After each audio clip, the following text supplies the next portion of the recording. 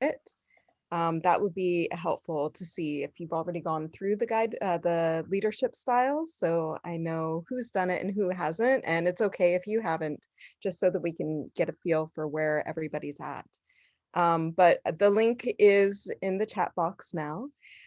So just to kind of highlight a little bit, I have always been an entrepreneur, always. Like that's like I was born an entrepreneur, and I didn't realize it until I was a little bit older, who it is that I was and what it is that I was doing.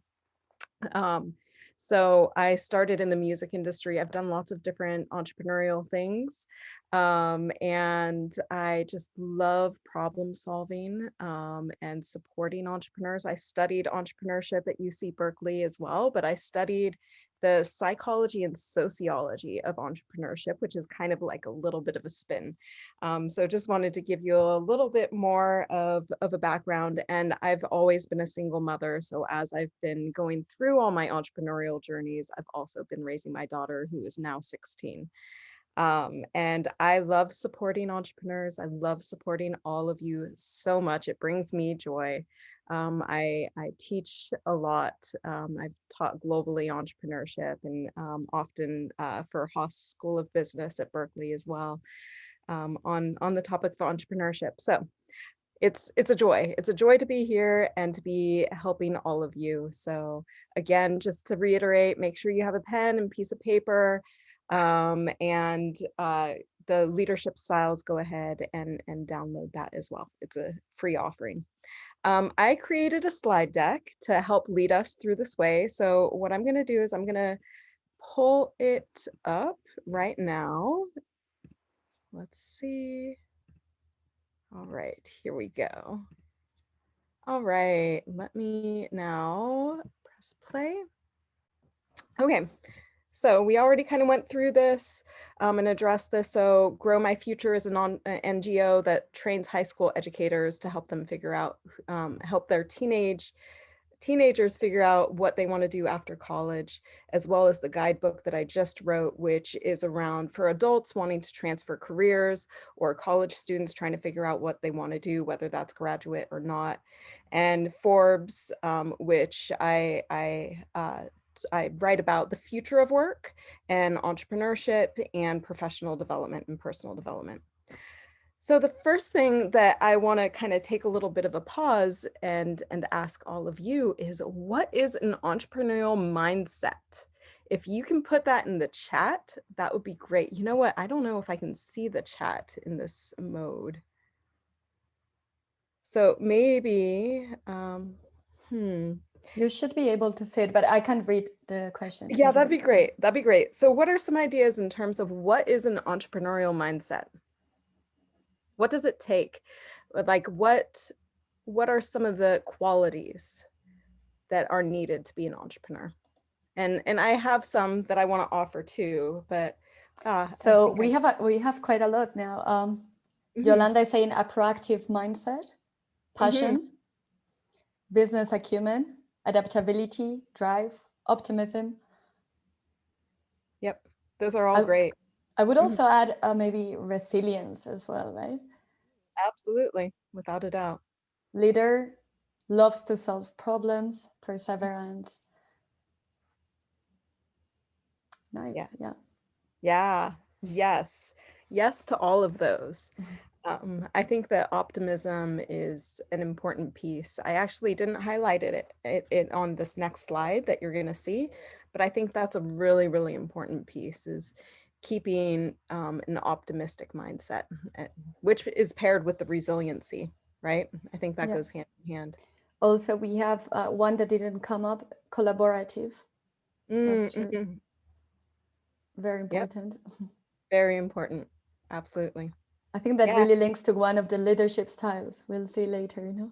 Yes, it's true. It's true. Absolutely. Okay. All right. So an entrepreneurial mindset.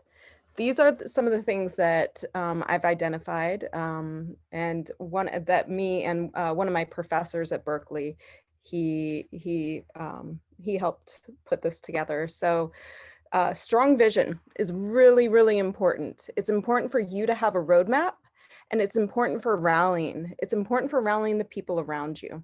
So if you're not completely sure in terms of what it is that you're doing, if you don't have a strong vision, it's going to be hard to get people on board. Have convictions. That's really important because there's so many opinions that you're going to get. When you go out and you present your idea to the world, you're going to be thrown a bunch of different opinions. I love the story of, oh gosh, what's his name? The guy that started Alibaba. Jack Ma. Jack Ma. Jack Ma, when he told people about Alibaba, everybody was like, no, that's crazy. You shouldn't be doing that. True. Everybody was telling him that. And now he went from like poverty to the richest man in China. So, you know, have conviction. And there's a difference. I really want to highlight this. There's a difference between being stubborn and having solid reason and evidence for why you're doing what you're doing. So have an open mind to hearing feedback, but stay true in what you believe. Mm-hmm. So both are important, right? To be able to hear feedback and to be able to stay in your convictions if they're true and you have solid reason and evidence. Resilience, which is incredibly important because you will hear more no's than yes. You'll find roadblocks, and it's just about finding another way. If the door is closed, go through the window, right? So being resilient is a big part of this as well. Hardworking, that's pretty straightforward. So those four are pretty needed if you're going to be an entrepreneur. Strong vision, conviction, resiliency, and hardworking. Other important pieces are curiosity and asking questions. So asking lots of questions, especially if you're at the very beginning of starting what it is that you're building, asking lots of questions is important to understand the problem from all of the different angles, and to understand where different people are coming from, what the different stakeholders think, and what their needs are. Maybe you can adapt something to have a stronger product. And if you're just starting, you can start something really quick without having to put in a lot of time and money. I always like putting together some sort of beta product, something really quick that somebody can see. Do you like this? What do you think about this? You can do a questionnaire. It's always good though, because sometimes with questionnaires, asking people, would you pay for this? Would you like this? They'll say yes, but then when it comes to actually buying something, they don't necessarily take that next step. So in creating something, like have them sign up for something, put a deposit down on it, or, you know, find some way to prove that your concept works. Mm-hmm. And you can do that very low money. I mean, of course, if you're taking people's money, you have to be accountable for that. And if you can't deliver, you have to return their money. So, you know, making sure that you go about that in an accountable way, but in a way that you can prove your concept and that it works and that people actually want it and want to buy it. So learn everything, ask lots of questions, even outside of your industry. Like I really strongly believe in the more you know, the more you can incorporate things into what it is that you're doing. You never know. Thinking outside of the box and understanding all these different ways, like in my nonprofit organization, thinking outside of the box is one of our values, and we embed that by really examining things from all different points of view, from all different types of people coming from lots of different backgrounds, so that we can incorporate things that we may not be the standard way of doing things, but it's the better way of doing things. So it's always nice to incorporate different ways in which we can think about how we can conduct our business. You know, there might be other business models that are out there that are not in your field that could be applied to what it is that you're doing and can make you really successful. So get curious, ask questions, you know, and think about when somebody presents a really good idea, is that something that you could maybe play around with, embed within your your company, and be careful too with the curiosity and wavering. That's why strong vision and convictions are also important to add into this equation with the questions, because you want to make sure that it is serving your greatest mission. So getting really clear on your mission, and there's a thing called mission slip, which I see founders, this happen all the time, where there's too many ideas, or then they want to go a certain way because there's all of a sudden this, like, carrot dangling at them to, they've got funding or a potential client, but it's not what they're good at. It's not what they originally wanted to do. And we'll get into that piece too, in terms of what you should be doing, that is in alignment with who you are, because when you try to stretch outside of who you are, that can be an issue for you and for the business. The next one is okay with ambiguity. So comfortable with not knowing what lies ahead. As an entrepreneur, you never know. Like, anything could happen any day, like good or bad, that something could happen. So being okay with ambiguity is very important. Being resourceful. As an entrepreneur, and especially like entrepreneurs that don't have a lot of resources, we have to be resourceful. We've got to figure out, okay, if I don't have money, if I don't have connections, how do I make this work? So I think that that can also go into the box of curiosity. Like, how do you make it work? And thinking outside of the box. There's lots of different ways. I am a strong believer in where there's a will, there's a way. And the internet has opened up so many possibilities and so many ways for us to connect to people that we didn't have access to before, that can potentially help us. So being resourceful is a big thing. Enroll people to do things. Here comes my daughter. Hold on. No worries. Can I come back to you in like a half an hour? In the back. Okay. Being a mom. So the next one is enrolls people to do things. You can't do things alone. You just can't. And whether that's your team or whether that is enrolling somebody sorry, I was just thinking, I was like, did I have the mom face on when I was telling my daughter, hold on one second? You were quite nice. You were quite nice to her. Okay, so enrolls people to do things is really an important piece of this too. You can't do it alone. And like I was saying, whether it's a teammate or whether that is asking people to be a mentor for you, or raising money, or having people do a part of the production, whatever it is, having the ability to enroll people to do things. And I think that a big part of that is listening to them, and also being assertive in a kind way of what your needs are, and not being afraid to delegate things. You can't take on everything yourself.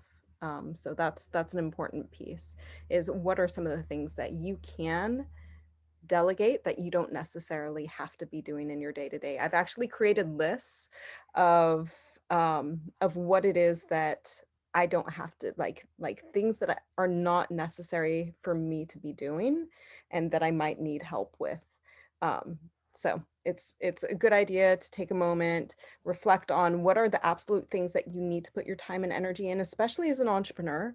That's really important to understand where your time and energy is most needed, and where you can place your time and energy with other people to help you build those certain things. Because you're the leader, you need to bring your energy to its fullest capacity in the areas that it needs you in. So it's nice to take time and make a list of what that is. That's a great exercise. Yeah, absolutely. Yeah. Yep, absolutely.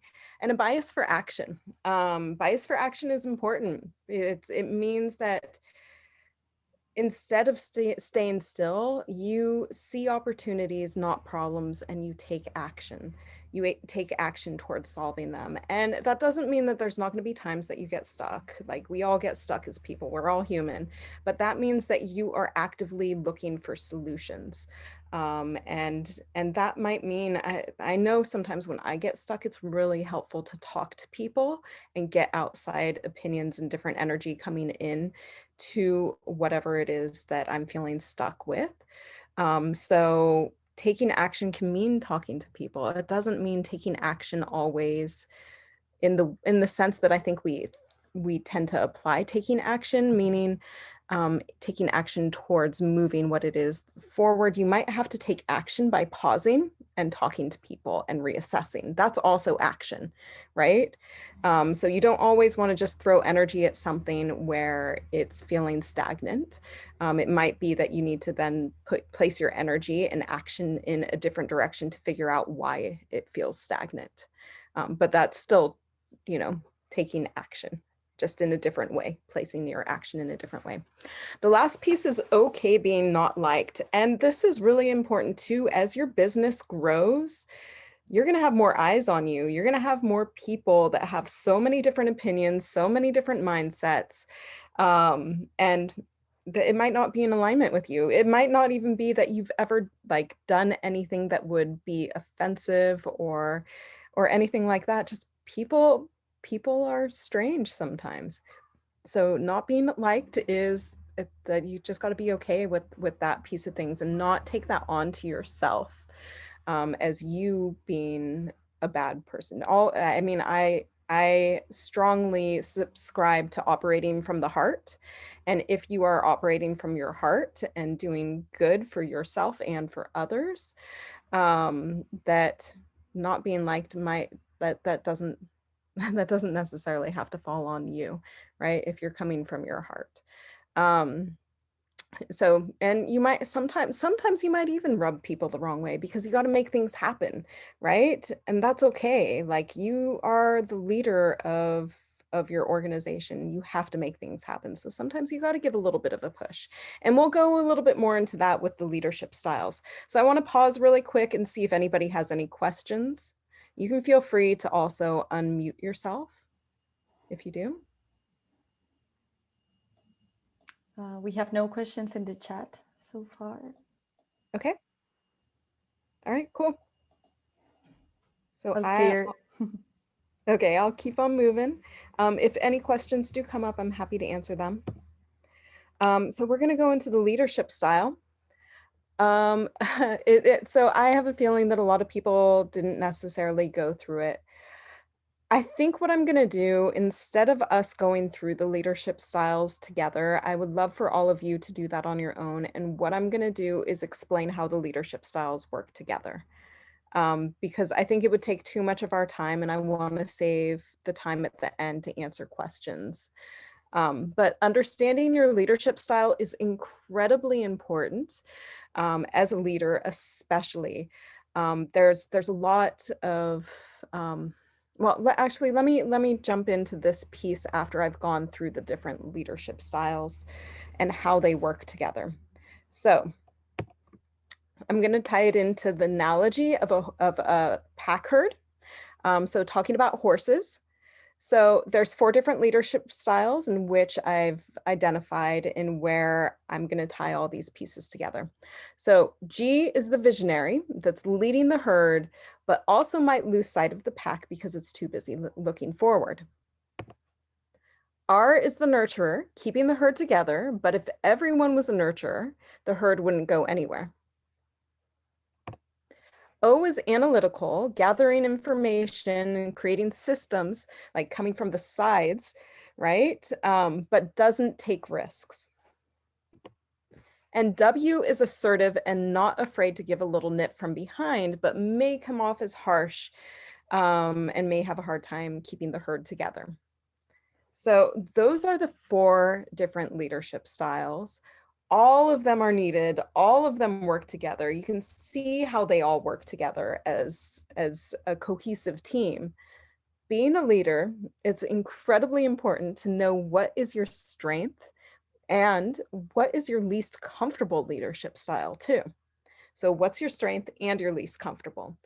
And you might find that there's some ties in some areas, and actually the objective in a leadership position is to be able to step into all 4 positions when needed, because you're going to be dealing with lots of different personalities, and it might take different types of leadership style at different times depending on the situation. One thing that I encourage everybody always to practice and play with their least comfortable leadership style, and also to identify people that if you have a situation that comes up and it requires your least comfortable leadership style, that you also know people that you can call on, that can maybe step into that role and help assist you. So you kind of have 2 choices when a leadership style that you're not used to is needed. Call someone to have them help you, or step into it yourself. I think that the knowledge of knowing these leadership styles will allow you to take pause in situations and be like, okay, what does this situation need right now?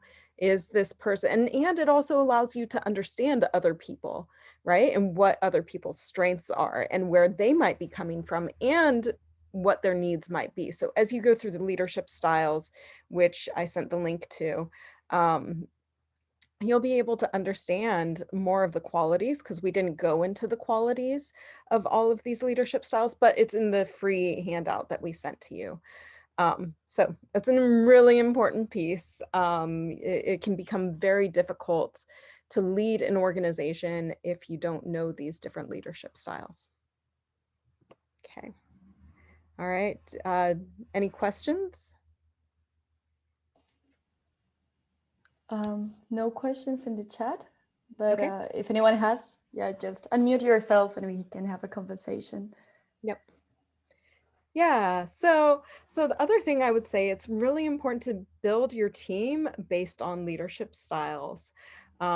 Think about, because I think it can become easy to bring in people that we're all similar and we work together really nicely. Like if you're a nurturer, you might want to bring in other nurturers, right? But that's wonderful, but you're also going to need those different qualities. So thinking about who would be good as you build out your team, that embody some of those different pieces as well. Yeah. Okay. Good. I feel like we're going to wrap up on the leadership style piece, unless there's any questions. I feel like there might be one more piece that I wanted to add here. Yeah, it's incredibly important. It's really, really important. And as you dig deeper into understanding yourself and other people and where they're coming from, oh, yes, Jenny, do you have a question? Yes. Yeah, sorry, I was waiting. I thought maybe, you would answer it like down the line, but as you're saying, you're moving on from this section. I find it super interesting. And my question would be, since you said that, of course, certain leadership styles are more comfortable for certain people and they might be weaker in other areas. And you said that they can somehow sometimes maybe rely on other people to take, to kind of like execute these leadership styles for them. Yeah. How would you say, what's the most effective way for them to assess which person might be suitable for this? Do you think it should be something that's like an open conversation, or is it more like an implicit assessment that they would be doing? Yeah, that's my question. Yeah, I mean, you can use the free leadership style worksheet that I sent. You can have your team members go through that. I think it's great. I think it can be very, very helpful to have an idea of where your team's strengths are placed, and who's good at what. So feel free to use that assessment with your team. And you can have an open conversation with your team too around, okay, these are our different leadership styles. Are we all functioning in the best possible roles given, what our strengths are here? And, depending on what your business is, if certain situations come up, kind of knowing where different people, where you can call on different people is important. And I like transparency in conversations with team members. I think that that's really helpful. And it's interesting. So I led this workshop in India I did it. It was a symposium it was all of the engineering colleges in the state of Kerala. And it was really interesting too, depending on like the different cultures. There might, I think out of a group of like 100 students, there were only two, was it more domineering people? I want to say, I forget which leadership style it was, but different cultures also value different ways of being in business. And so it also might be that certain people, and maybe also yourself as a leader, as I was saying, you need to train yourself to be able to step into some roles that might be least more uncomfortable. Um, but those two people, it was a really interesting conversation because I always lead interactive workshops. And the two people that were up on stage, because how I do the leadership styles is everybody answers questions, which I was going to hopefully do with all of you if everybody had gone through the worksheet, so that we can learn about where different people are coming from. And you can employ that with your teammates as well, if you want to be doing that, and asking questions, like have it be a team building experience where you go through the leadership styles and you ask the different questions, like what is it like to be in that leadership style? What is it that you enjoy? What gets done? What, like, I can send you some questions too, so feel free to email me. I'll put my email in the chat. It's Nicole@growmyfuture.org. Um, and yeah, transparency. But I was saying in India with those two people that were on stage, I was like, those are the people that you should all be like paying attention to. Like the crowd of everybody else, they were like, oh, we don't like that. Like there was like a lot of, ooh, no, no, no. But I was like, no, no, no, you guys don't get it. Those people are like a limited commodity, and you want those people on your team. So it's really important. It's important to understand that also different cultures will value different types of leadership styles, and that it's not bad to be a specific leadership style. It's good. When I went through your checklist and all the different styles, what I found interesting, and now you mentioned to do this in a team as a team building activity, is to also ask people to do that for you, so that then you compare it and you really see if what you think about yourself, it's how the kind of leader you are. Because I think sometimes we are kind of biased by the fact, I don't know, if I read collaborative leadership, I'm gonna be like, oh, it's me. And maybe Right. it's not, just because I really like that kind of leadership role. And maybe you're just doing things that you like, but you're not so strong at. And maybe there are strengths that you don't like, or you don't know you have them, and you really need to push them. And maybe doing this as a team building activity is great to discover that. Yeah, and being really transparent with yourself as well. So transparency within the team, but transparency with yourself. It's the more vulnerable you can be, the more vulnerable everybody else can be, and that it can open up to trust. I mean, of course, there's limits in vulnerability. You're not going to be sharing certain aspects as the leader, but the more open you are, I've seen leaders who are more vulnerable are able to build much stronger teams. Mm-hmm. Yeah. Yeah. We have here a good question from Aileen. She's asking if there is a leadership style that is best suited for each job function. So for instance, a sales team leader, what kind of leadership should that person have? Yeah, it is a good question. And I'm a little bit yes, there are specific patterns that fit into this. Absolutely. I am also a little bit hesitant to place people in specific boxes in that regard, because I think we don't want to limit what is possible. In fact, I just watched a video on the Enneagram, or not the Enneagram, on Myers-Briggs, and it was about how the placement of people based on personality styles and putting them in specific areas may not necessarily be so healthy. But the answer is be careful with that one. And yes, there are certain patterns that fit into certain job types typically. And I would say typically, but not always. So visionary is typically more of the leader, more of the entrepreneur, maybe managers of the team, nurturers. I would say nurturers, like those are good, like HR managers. I mean, they're the people that hold the team together. So different roles that like have to hold the team together. Analytical, like data-based type roles. That's typically pretty good.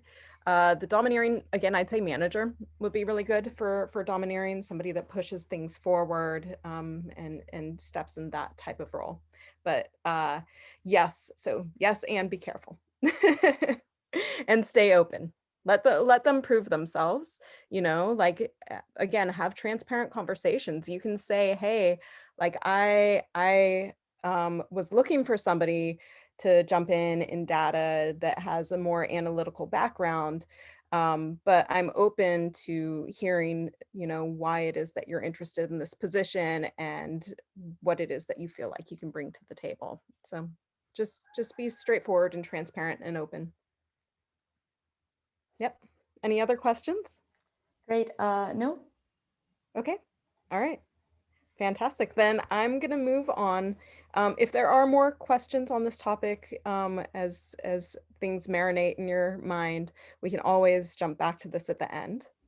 Nicole, I have a question now. I was thinking, like, would you say that if a business fails, it's because the leader, or well, let's say the team, did not cover all of these personalities? No, not necessarily. Not I mean, so the leadership styles, I mean, it's possible. There's lots of reasons why something can fail. That one of the things, and one of my friends who coaches entrepreneurs and like small and medium startups, he Mhm. coaches them around similar topics in terms of their leadership styles. Because if you're an entrepreneur and you've got a fast growing business and you don't embody all four of those leadership types, you can very easily get pushed out of the company. Now we're talking about like fast growth companies, but I think that any leader, even if it's a small company, it's important to embody all those different leadership styles. Mhm. So yes, there's a possibility that a business can fail if you don't have those. It's important to incorporate all those different pieces. Is it the reasoning behind it, why a business fails? Not necessarily. There's Okay, lots. it's not linked. Okay. Yeah, I mean, it could be. There's so many variants in terms of why a business can fail. I mean, it can fail because Yeah. the concept isn't good, or the market's not there, or the market's not ready yet. That happens often too, where I've seen these super visionary entrepreneurs build something that's like brilliant and amazing, but the market's not ready yet. In fact, one of my friends, she created some like advertising for AR, VR, and she's on the shelf right now. Like she had so much money being thrown at her, but she was like, you know what? The market's not ready. We're not there yet. So she's waiting like 5 years to bring it back. It's still there, but the market's not ready yet. So there's lots of reasons why a business Mhm. can fail. Lots. Yeah. Okay, thanks. Yeah, of course. Absolutely. So I'm gonna bring this back to people. People is the most important thing, period, in everything, in business, I mean, you name it. The more experiences I have in life, the more I come back to it's all about people. So your team is the more important than your strategy. Not that strategy isn't needed. Strategy 100% is needed, but if you don't have the right team to build it, it's not going to work. And in fact, when we talk about big businesses, and I myself am not, I like to bootstrap businesses personally. Bootstraps means I build it from the ground up. I don't take anybody's money, for a number of reasons. I think that it allows for more freedom to be an entrepreneur and build the business that I want versus having other stakeholders that have invested in and now have say in the direction of my company. There's so many different ways, but VCs, so venture capitalists, I just like to emphasize this because this just shows how important people are to a business. venture capitalists, they have a scale typically in terms of rating the company when companies come to pitch to them. And most of the things on the scale, so ideas, let's see what, ideas is one, market size, like a number of different things. Usually on the point scale, they give all of those 1, right? All of them 1. Team gets 3 points. So team is the biggest factor that venture capitalists are looking at. That says a lot because they're investing millions and billions of dollars. And the most important thing that they're looking at is the people on your team. So let's learn from them whether or not you want VC money, even if you are a small business. If that's what VCs are looking at, we all should be looking at that too. People are key, period. That you might have a great vision, you might have a good idea, but if you don't have the right people to execute, it's not going to go well. So you want the right people in the right positions. Yeah, and you want to incorporate the people too. Incorporate them in building this vision. I like one of the things that I'm writing right now, a handbook for entrepreneurs. It's a workbook and it will probably be done in like 6 months or something like that. If you're interested, feel free to drop a line too. But important pieces is building your company culture. It's so important because that's kind of like your true north of how you operate. That means looking at your vision. Vision is the big picture, looking at your mission, looking at your values and identifying your values, but not just saying, okay, I value. So I'll give you an example. So with my nonprofit, one of our values is scalability. And then as an entrepreneur, as the leader and the founder, I define what scalability means. Scalability means that anything that we build is scalable to be national and eventually international, that we create things that makes it easy for anybody to jump in and be able to do whatever it is that we're building. Scalability also applies to the curriculum that we're building, that it scales the way that people think. So that's how I define it. It's important when you're building your values to define it, because I could say scalability. I practiced this. Actually, I was on vacation in Mexico, and there was a group of us, and I asked everybody, what is love? Like, define love, right? Everybody had a different answer for their definition of love. Everybody will have a different answer. So it's important that you define what it is that your values are. Then the next piece is, how do you make that actionable? So you've got your value, so scalability. How do we make that actionable? So every single time that we build curriculum, my question is this scalable, right? Anytime, like I just had a new HR person come in. She came in and could just jump in with grace because we had built a handbook in showing her exactly what everything is, where all the passwords were, everything. It was easy, it's scalable. If we needed to hire, all of a sudden 50 HR people, they could jump right in. So it's really important not just to have the value, but to have it be actionable. And as you're creating your values, I'm going to put this side note in here because most people don't talk about this, but values sometimes will show up as what people call, people's shadows. So I was talking to somebody who works for a really big company and advises a lot of different startups and founders in building specifically their company culture.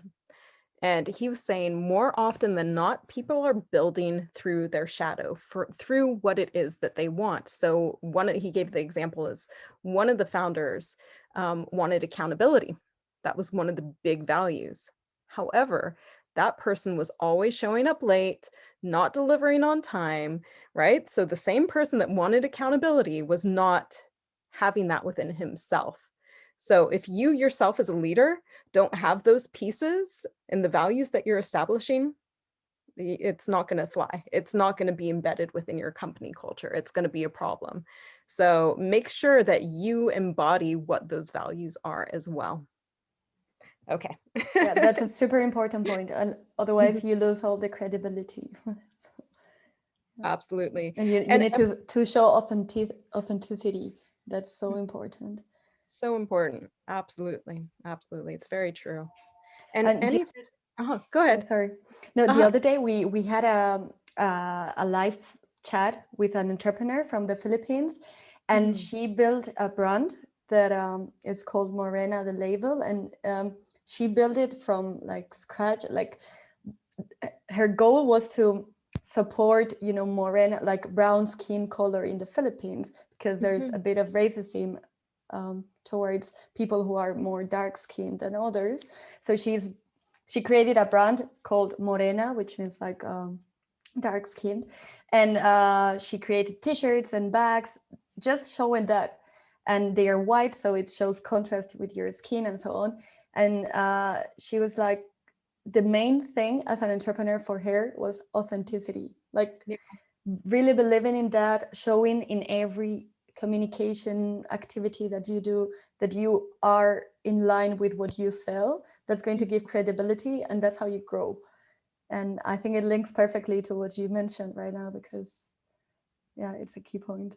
It so is. It's so important, because if you're not authentic, and if you're like, it kind of goes into the alignment, right? Like if you're not authentic and aligned with what it is that you're doing, how do you expect anybody to follow you Yeah. or fund you or any of those pieces? Like people pick up on that type of stuff too.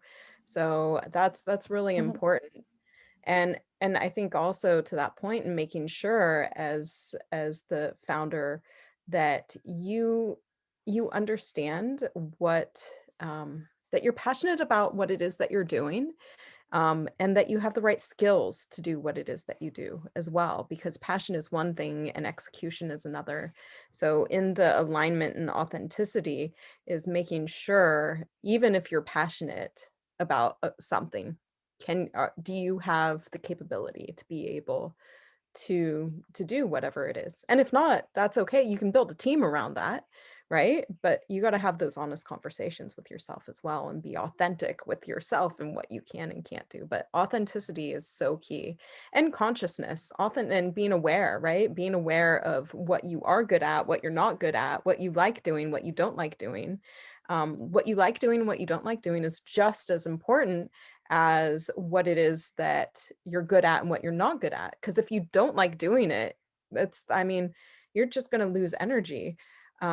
It's so key. It's so important. I mean, it's important to identify what brings you energy. When are you energized?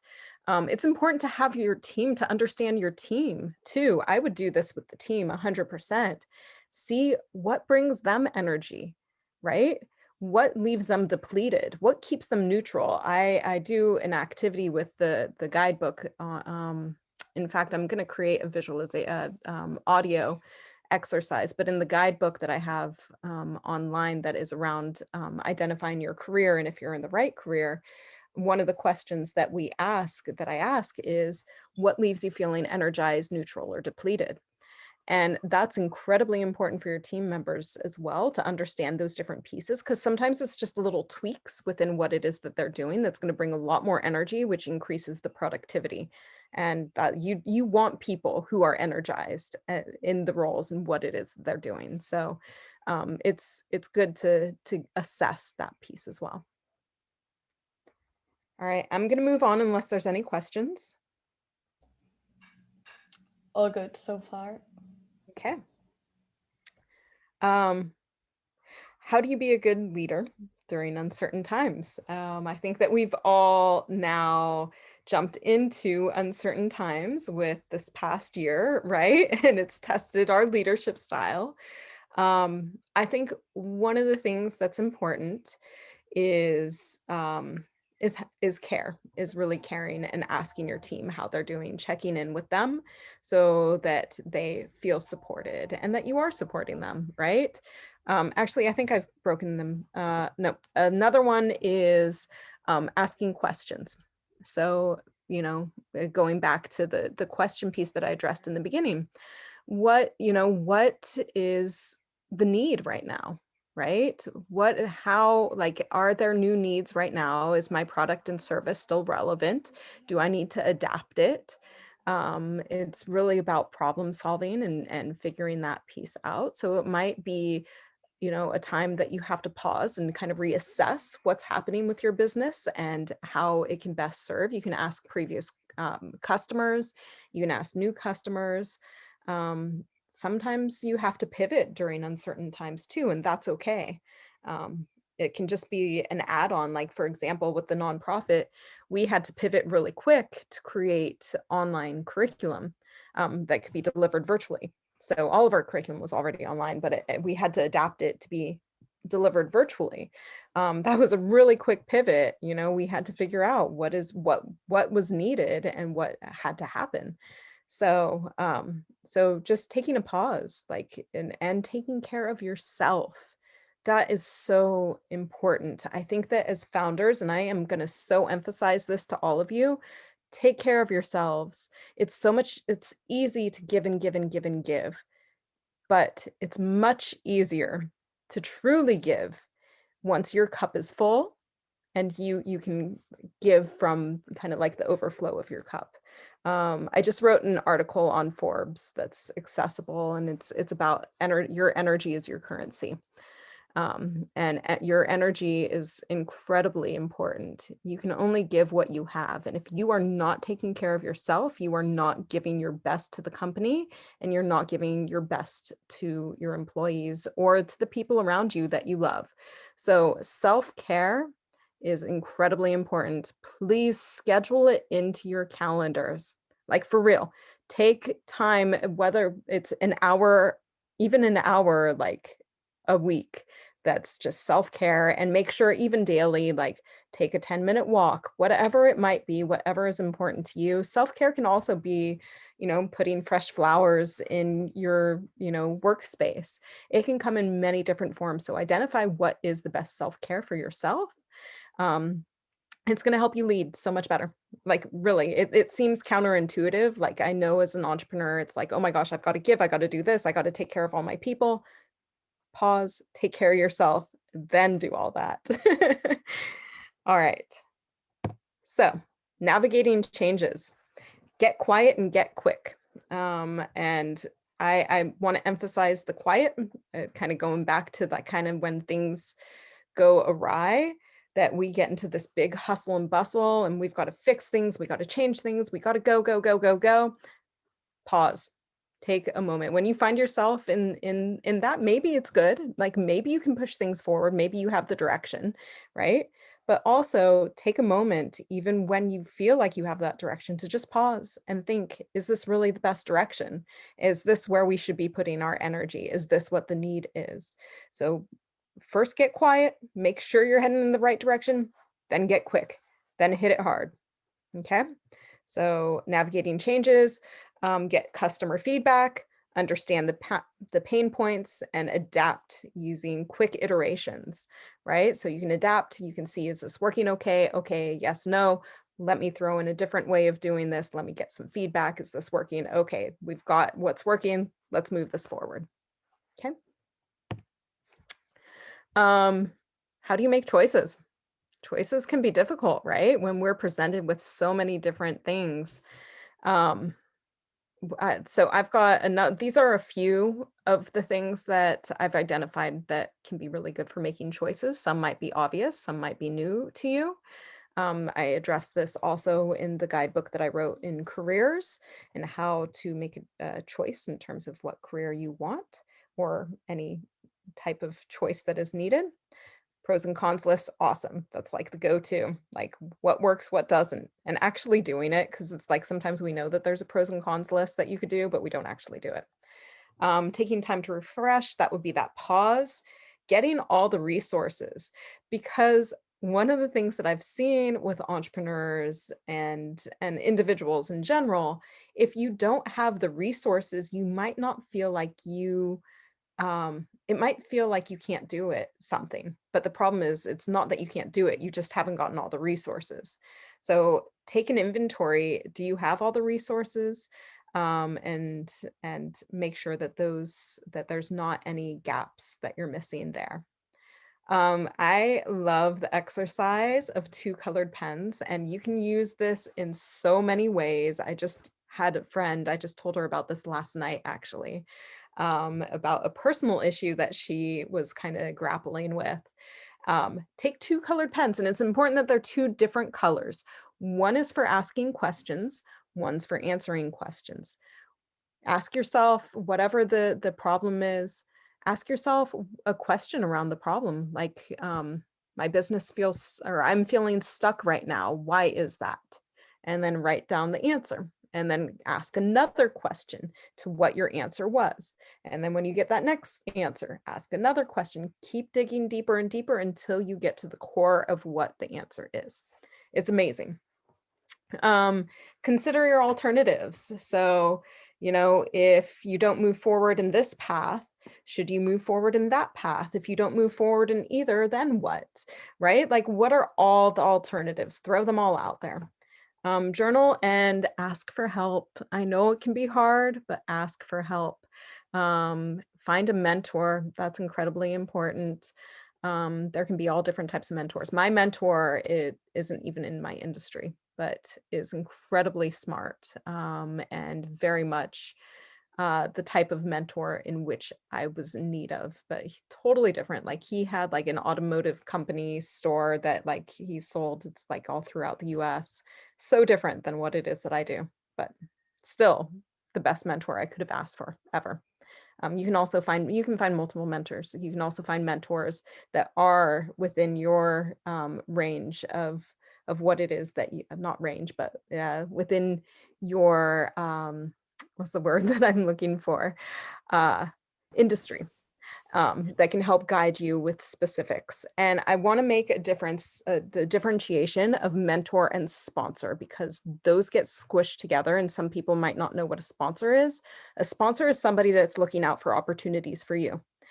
A mentor is somebody that's looking out for you. Okay, so one is opportunities, one is you. Don't confuse those two. If you have a sponsor, don't present them with questions around things that might take them away from being a sponsor for you, like dealing with personal issues and stuff like that. That doesn't mean that you can't talk to sponsors specifically about, like, oh yeah, like you don't want to get into the dirt. And so let's see, I'm trying to think of an example. With a mentor, you might discuss, for example, you went through a breakup and you're feeling down, it's hurting your business, you need any advice on how to move forward when you're going through a hard time. You would not address that with a sponsor. Sponsor is not the place to address that. And sometimes it depends on the mentor. Sometimes the mentor is, and sometimes the mentor is not, but you could potentially have a conversation like that with a mentor. With a sponsor, you can discuss personal stuff like, oh yeah, my wife and I are, thinking about moving or thinking about having another kid, which, I need to start looking for work that has an increased salary or whatever that might be, right? But not getting into the nitty gritty, not presenting like personal issues that you're struggling with. You can do that with a mentor, but not a sponsor. All right, that was a side note. As a leader, be bold. You got to be you. You got to be bold. So don't be afraid to step into your greatness and be bold. So that's what I have to say on this presentation, but I'm open for questions. If there's any questions, anything that you're grappling with within your own company, specific questions, it doesn't necessarily have to be related to what we just spoke about. I have a question, but well, let's see if someone else wants to speak now. Otherwise, well, I'll make the question. So I was thinking that you were saying it's very important for leaders also to give feedback, but what about receiving feedback? How do you foster that? Because I think it's difficult to tell your team to give feedback about you when you're managing the team, right? Because some people might be like scared of like saying the truth, and then that will go against the values of this authenticity you want to create. But how do you, like, is there a tip you would suggest? to do Yeah, this? you could do like an anonymous feedback if, like, for example, like a Google Docs where they don't have to put in their name or email or any of that.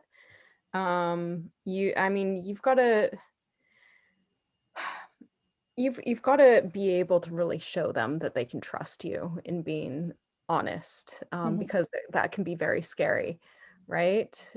So yes, you can do the anonymous feedback, which can be helpful. I think you need to prove to them that they can trust you with being honest. I don't think that just happens automatically. That's Yeah. what I would say. Like, show it to them, like, ask them direct questions.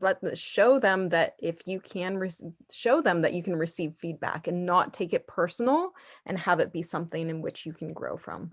But they've got to see it. It's not an automatic assumed. Yeah, that's true. Any questions there? You can unmute yourself if it says here. Gonna check if we have any hand raised. No. And I'm gonna, let's see. Sure, I have a question. Yeah. Hi, it's Elisa from Guatemala. Yeah, just any resources you recommend, or books that have really helped you in terms of, building your leadership skills and yeah, leaning more into your strengths. Yeah. Let's see. So leaning into your strengths. So I would say the guidebook that I created, honestly, like, pulls a lot of those different pieces. Here, let me show you. Hold on, let me grab the guidebook so I can actually visually show you what it's like. Yeah. But I've kind of pulled together all the best pieces that are out there and consolidated it. There is a digital copy available on my website. So this is the guidebook. A lot of these components I'm going to be moving into the entrepreneurship piece, but things like, we look at like the Enneagram, so your personality. There's a whole life map. So we start with like nurture, nature, like, who are you? What came from nurture, what came from nature. Then we go into the different qualities of looking at your skills, personality type, how you want to feel within the life that you're designing for yourself. Yeah, here, this is the breakdown. Can you guys see that? Here, let me stop sharing. Hold on. I don't know, for some reason. There we go. Stop share. There. Okay. Okay, so here we go. Spotlight that. Okay. So these are the different chapters in it. So nature, nurture, then who are you? I don't know if you guys can see it. It looks a little blurry. I think no, if we click twice on your image, then we see it big and we are able to read it. You can read it? Okay. All right. So you've got like passion, skills, I can't read it. Fusing passion and skills, values, personality, leadership style, perspectives, authenticity. And then also, what do you want in your life? So that's like finances. How do you want to feel? Work-life integration, habits, impact. Also, I have people build out their company culture in here. This is more geared towards people trying to figure out what kind of job they want, but it's totally applicable to you building out what it is that you want for your company as well. It's going to just go hand in hand with what I'm developing for entrepreneurs as well. So I recommend that because it is kind of like the best of all the worlds that are out there. I think that there's a lot of really great books that could be referenced, but it's pulling those pieces together. I'm currently reading, and I highly recommend this too. It's called The Psychology of Money. It's fascinating. I think it's really important for entrepreneurs to understand what is your what parts of yourself psychologically, how you approach money. That's really important. What are some other books? I've got my bookshelf here. Let's see. I mean, there's in understanding yourself and leadership. I love the Enneagram. There's lots of stuff on the Enneagram. Enneagram is kind of like Myers-Briggs, but it's less, it doesn't box you in as much. I think that that's a really good piece. What other pieces of leadership style have like really impressed me? Because I've merged a lot of different content out there into leadership and developing leadership. Let me think about that. Give me a second. Is there another question? I'm going to let that marinate for a second. Elisa, thank you for asking that question. Let me think about that and peek over at my books, and I'll circle back. Sure. No more questions there. Okay, then I'll keep on. So a couple of things that I would recommend for businesses too. I really like the Made to Stick book. Okay. I feel like I should just grab my bookshelf. And show it. Let's just do it. I'm gonna grab all my favorites. So Made to Stick, I think, is a really good one. It's really about like advertising. How do you get the word out there about what it is that you're doing? I would say also The Subtle Art of Not Giving a Fuck. Yeah, is a great one. That's a really good one. What else? I mean, of course, Lean Startup. You all probably know of that one. Yeah, right? quite famous. Yeah.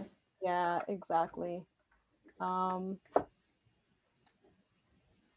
Yeah, all the other ones that I'm looking at, like there's bits and pieces again. Oh, you know what I really like is Finding Your True North. It's kind of similar to my guidebook. So Bill George, who is a lovely man, he's a Harvard professor. This is a really good one. I really like that one. I would say that that's a great one. Yeah, I would say Finding Your True North is a nice one too. Great. Yeah. I think we have a very comprehensive list. Yeah, fantastic. All right. So are there any other questions? Anything specific to your businesses that like you're grappling with, that you're like, I'm stuck right now, I'm not sure what to do, or anything to do with like team members or anything at all? How much more time do we have? We have around 10 to 15 minutes left. I don't know if any... Sorry. Yeah, sorry. Hi, sorry. Hi again. It's only that I'm not good in making money. I'm good in connection and everything, but I cannot ask money for my service. It's very hard for me because I like to support people and to help people a lot. So it's very hard.